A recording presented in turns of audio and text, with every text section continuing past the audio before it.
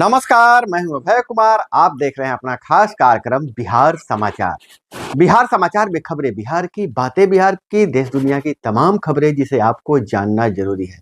बिहार समाचार में हम खबर लेते हैं सत्ता के गलियारों से, पंचायत के गलियों से और गांव के चौपालों से, जिससे आप रहते हैं अपडेट और आप रहते हैं आगे। बिहार समाचार में हम बात करेंगे बजट सत्र में क्या होने वाला है और मंत्रिमंडल के बैठक में कौन से मुद्दों पर लगाई गई मुहर, और बीपीएससी टीआरई 3 की कब होगी परीक्षा, और वहीं गरीबों को मिलेंगे रोजगार के लिए पैसे, और कैबिनेट के बैठक में 14 एजेंडे पर लगाई गई है मुहर।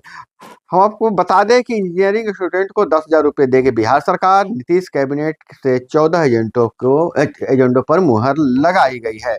नीतीश कैबिनेट की मंगलवार को ही बैठक में कुल 14 एजेंडों पर मुहर लगाई गई है। बिहार सरकार अब सरकारी कॉलेज में पढ़ने वाले इंजीनियरिंग छात्र छात्राओं को 10,000 रुपये की राशि देगी। बिहार सरकार इंजीनियरिंग स्टूडेंट को 10,000 रुपये और बीटेक करने वाले को 10,000 रुपये देने वाली है। सभी सरकारी इंजीनियरिंग कॉलेज के विद्यार्थियों और बीटेक के 7वें सेमेस्टर में यह प्रोत्साहन राशि मिलेगी। मुख्यमंत्री नीतीश कुमार की अध्यक्षता में मंगलवार को हुई बिहार कैबिनेट की बैठक में 14 एजेंडों पर मुहर लगाई गई है। नीतीश कैबिनेट ने 2,165 पंचायत सरकार भवनों के निर्माण की योजना को भी मंजूरी दी है। इसके लिए 6,010 करोड़ रुपए खर्च किए जाएंगे। बिहार में एनडीए सरकार के गठन के बाद कैबिनेट की यह दूसरी और मंत्रियों के बंटवारे के बाद पहली बैठक है। इससे पहले हुई कैबिनेट के मीटिंग में 4 एजेंडों पर मुहर लगाई गई थी और कैबिनेट की बैठक में बहुत बड़ी एक फैसला लिया गया है कि कार्यालय प्रचारी पद के 3,47,000 आवेदकों का परीक्षा शुल्क माफ कर दिया गया है। मंत्रिमंडल ने विज्ञान प्रौद्योगिकी व तकनीकी शिक्षा विभाग अंतर्गत कार्यालय परिचारी के पद पर सीधी नियुक्ति के लिए 2022 में निकाले गए विज्ञापन के लिए परीक्षा शुल्क माफ कर दिया है। राज्य सरकार ने 14 करोड़ 92 लाख शुल्क की राशि माफी का निर्णय लिया है। इसका लाभ 3,46,770 आवेदकों को मिलेगा। माफ कीजिएगा, 3,46,777 आवेदकों को मिलेगा। अब आवेदक इस परीक्षा के बगैर परीक्षा शुल्क दिए ही शामिल होंगे, बिना परीक्षा शुल्क दिए शामिल होंगे। अब कैबिनेट ने परीक्षा शुल्क माफ करने के विभाग के प्रस्ताव को स्वीकृति प्रदान कर दी है। बिहार कर्मचारी आयोग द्वारा लिखित परीक्षा का आयोजन किया जाना है। वहीं 2,165 पंचायत सरकार भवन बनेंगे और इसके लिए 60.10 मंजूर कर लिए गए हैं, मतलब 610 करोड़ रुपए मंजूर किए गए हैं। सूबे के 2,165 पंचायत सरकार भवनों का निर्माण होगा। निर्माण पर 60 अरब 10 करोड़ रुपए खर्च होंगे। बैठक के बाद कैबिनेट विभाग के अपर मुख्य सचिव डॉक्टर एस सिद्धार्थ ने बताया कि पंचायती राज विभाग ने 2,165 पंचायत सरकार भवन के निर्माण के प्रस्ताव को सहमति दी है। इनमें से 1,082 पंचायत सरकार बाढ़ प्रभावित क्षेत्रों में, जबकि 1,083 भवन समान क्षेत्रों में। दरअसल 8,053 ग्राम पंचायतों में अब तक 4,236 पंचायत सरकार भवनों के निर्माण की स्वीकृति प्रदान की गई है। इसी क्रम में 2,165 ग्राम पंचायतों में भवन निर्माण की मंजूरी दी गई है। और वहीं इंजीनियरिंग कॉलेज के सभी विद्यार्थियों के लिए जो सरकारी बीटेक कर रहे हैं या फिर बीई कर रहे हैं, उन्हें 10,000 रुपये प्रोत्साहन राशि दिया जाएगा। वहीं सूक्ष्म लघु एवं मध्यम उद्यमियों को 140 करोड़ दिया जाएगा। डॉक्टर एस सिद्धार्थ ने बताया कि एक अन्य महत्वपूर्ण निर्णय में कैबिनेट ने raising and accelerating MSME performance ramp सूक्ष्म लघु एवं मध्यम उद्यमियों के क्षमता वर्धन एवं कोविड वैश्विक महामारी के कारण उन पर बड़े दुष्प्रभाव को कम करने के लिए 140.74 करोड़ रुपए की मंजूरी दी है। विश्व बैंक समर्थित सेंट्रल सेक्टर योजना रैंप के तहत 2023-24 से 2026-27 के लिए राशि स्वीकृत की गई है। साथ ही 214 संविदा आधारित पदों का सृजन की स्वीकृति दी गई है। तो यह कैबिनेट के बैठक में जो लिए गए महत्वपूर्ण निर्णय, इसके बारे में बताया गया है। और वही सम्राट चौधरी ने अपना पदभार ले लिया है और और उन्होंने बताते हुए कहा कि जीतनराम मांझी की नाराजगियों को दूर करने के लिए जल्द ही वे उनसे मिलेंगे। और तेजस्वी को खेला होने वाले बयान पर कहा कि अभी तो कई पार्टी के विधायकों को हैदराबाद घुमाना पड़ रहा है, कहीं इन्हें देश से बाहर ही नहीं घुमाना पड़ जाए। और बहुत बड़ी खबर आ रही है, जेडीयू के राधाचरण सेठ जेडीयू के एमएलसी राधाचरण सेठ पर ईडी ने बड़ी कार्रवाई की है। उनके 26 करोड़ 19 लाख की संपत्ति जब्त कर ली गई है। और वही बहुत बड़ी खबर यह आ रही है कि बीपीएससी TRE-3 की घोषणा हो गई है और पूरा टाइम टेबल दे दिया गया है। बिहार में मार्च में होगी शिक्षक भर्ती फेज 3। TRE-3 की परीक्षा 10 फरवरी से 23 फरवरी तक ऑनलाइन आवेदन लिए जाएंगे। चारों कैटेगरी में 7 से 17 मार्च तक परीक्षा होगी। शिक्षा विभाग और SC/ST वेलफेयर दोनों के लिए परीक्षा होगी। TRE 3.0 में सप्लीमेंट्री रिजल्ट का कोई प्रावधान नहीं है। पहले ही साफ कर दिया गया है कि सप्लीमेंट्री रिजल्ट हम नहीं देंगे। 22 से 24 मार्च के बीच परीक्षा का रिजल्ट आ जाएगा। तो यह बहुत बड़ा अपडेट है। शिक्षक भर्ती का जो इंतजार कर रहे थे, TRE-3 का घोषणा कर दिया गया है। डेट आ गए हैं, परीक्षा की तिथियां भी आ गई है, साथ ही रिजल्ट की तिथि भी आ गई है।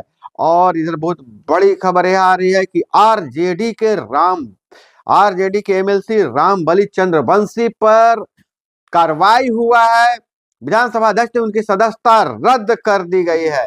हम आपको बता दें कि रामबलि चंद्रवंशी जातीय जनगणना को लेकर सवाल उठाया था। जातीय गणना को लेकर सवाल उठाया था। उन्होंने तेली जाति को अति पिछड़ा में शामिल करने पर भी सवाल उठाया था। अपने ही पार्टी के विरुद्ध पार्टी लाइन से बाहर होकर बयान दिया था और जिसके कारण उन्हें अपनी सदस्यता से हाथ धोना पड़ा। रामबलि चंद्रवंशी तेली जाति के खिलाफ में टिप्पणी की थी। और वहीं बिहार लघु उद्यमी योजना शुरू कर दिया गया है। आवेदक का पोर्टल लॉन्च कर दिया गया है। 94 लाख गरीब परिवारों को रोजगार के लिए 2-2 लाख रुपए मिलेंगे। और यह योजना क्या है, थोड़ा सा एक बता दें हम आपको कि इस योजना का थीम है कि हर घर उद्यमी, हर घर रोजगार, ऊंची उड़ान के लिए बिहार है तैयार। मकसद बेरोजगारी दर में कमी लाना है। इसके तहत 61 योजनाओं को चिन्हित किया गया है। इसमें छोटे छोटे उद्यम शामिल हैं और इनके जो 2-2 लाख रुपए देंगे। बिहार लघु उद्यमी योजना सोमवार को शुरू हो गई है। मुख्यमंत्री नीतीश कुमार ने इसकी शुरुआत की है। इस योजना के लिए आवेदन लेने की प्रक्रिया शुरू कर दी है। यह पोर्टल सोमवार को खुल गया था। पोर्टल के जरिए 20 फरवरी तक आवेदन होंगे। आवेदक की उम्र 18 से 50 वर्ष। आवेदक की उम्र 18 से 50 वर्ष। आवेदक की पारिवारिक आय हर महीने 6,000 रुपये से कम होनी चाहिए। 3 किस्तों में मिलेंगे रुपए। पहली किस्त योजना के लाभ के रूप में 25% मिलेगा। दूसरी किस्त में योजना के लागत का 50% और तीसरी किस्त में योजना के लागत का 25%। उप मुख्यमंत्री सह उद्योग मंत्री सम्राट चौधरी वीडियो कॉन्फ्रेंसिंग से जुड़े हैं। इस योजना को लेकर इस कार्यक्रम से वीडियो कॉन्फ्रेंसिंग से जरिए उप मुख्यमंत्री सह उद्योग मंत्री सम्राट चौधरी जुड़े थे। कार्यक्रम में मुख्यमंत्री के प्रधान सचिव दीपक कुमार व डॉक्टर एस सिद्धार्थ, मुख्य सचिव आमिर सुबहानी, विकास आयुक्त विवेक कुमार सिंह, उद्योग विभाग के अपर मुख्य सचिव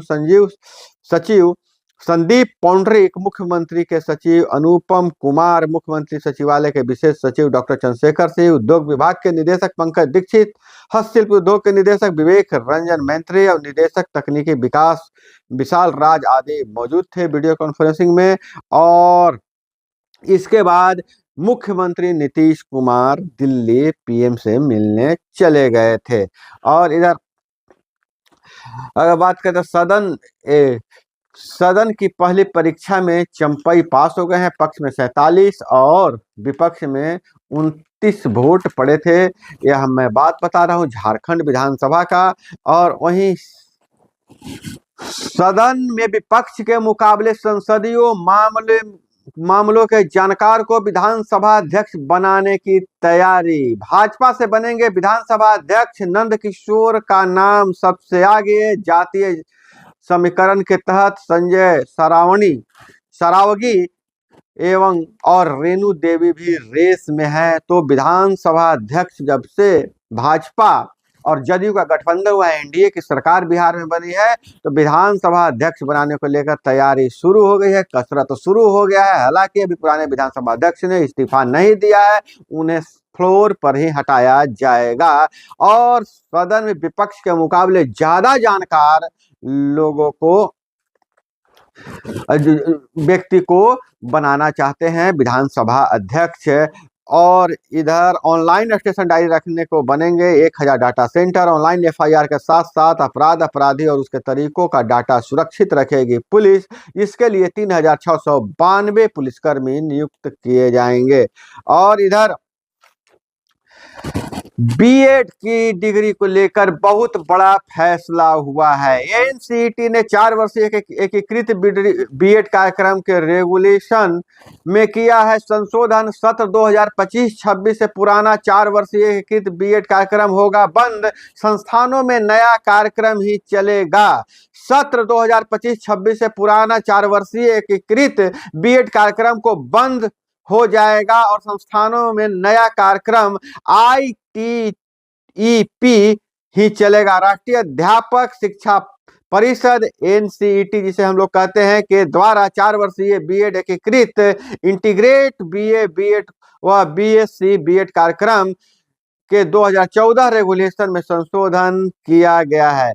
हम आपको बता दें कि 4 वर्षीय बीएड कार्यक्रम ITEP में बहुत बड़ा बदलाव किया गया है। अब 12वीं के बाद जो शिक्षण क्षेत्र में जाना चाहते हैं छात्र, वैसे छात्र छात्राएं 4 वर्ष की डिग्री लेंगे। 4 वर्ष की डिग्री के बाद ही उन्हें बीएड के समकक्ष डिग्री मिल जाएगा। तो बहुत बड़ा डिग्री का यह कोर्स है, बीएड का कोर्स है। स्कूलों में शिक्षक बनने के लिए अब कौन सा बीएड कार्यक्रम आगे मान्य होगा? तो स्कूलों में शिक्षक बनने के लिए 2030 से सिर्फ नया अपडेटेड 4 वर्षीय एकीकृत इंटीग्रेट बीएड कार्यक्रम जैसे बीए, बीएड व बीएससी बीएड या बीकॉम बीएड ही मान्य होगा। पूर्व से चल रहे 4 वर्षीय बीएड कार्यक्रम 2025-26 सत्र में पूरे देश में मान्य नहीं होगा। नए 4 वर्षीय बीएड कार्यक्रम में जो बदलाव किए गए हैं थोड़ा सा उसको मैं समझा देना चाहता हूं। नए 4 वर्षीय बीएड कार्यक्रम में नई राष्ट्रीय शिक्षा नीति के नए स्कूली करिकुलम के अनुसार शिक्षकों को प्रशिक्षण देने के लिए तैयार किया गया है। और इधर एनसीटीई की नई अधिसूचना के अनुसार शैक्षणिक सत्र 2025-26 से सभी 4 वर्षीय बीएड कोर्स चलाने वाले संस्थानों में लागू करना होगा। इस सत्र से अन्य कॉलेज जो 4 वर्षीय बीएड कोर्स चलाना चाहते हैं उन्हें भी अपडेटेड कार्यक्रम की मान्यता लेना होगा। तो 2 वर्षीय बीएड कोर्स बंद हो जाएगा।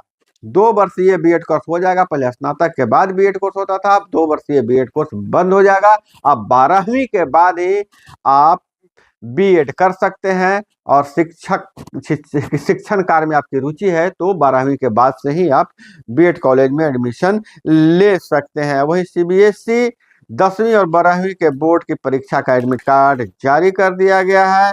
और इधर जमुई में जंगल में हिरन की हत्या पुलिस ने पकड़ा है। पटना से बहुत बड़ी खबर आ रही है। महिला एसआई के साथ रेप मामले में नया मोड़ लिया है। आरोपी दरोगा ने उसका न्यूड वीडियो भी बना लिया था।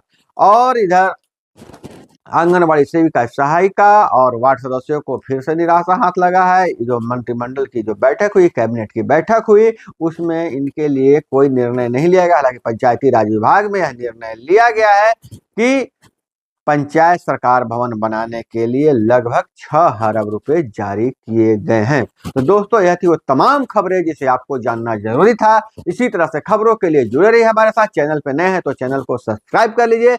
वीडियो पसंद आए तो लाइक जरूर कीजिएगा। मिलते हैं अगले वीडियो में। जय हिंद, वंदे मातरम।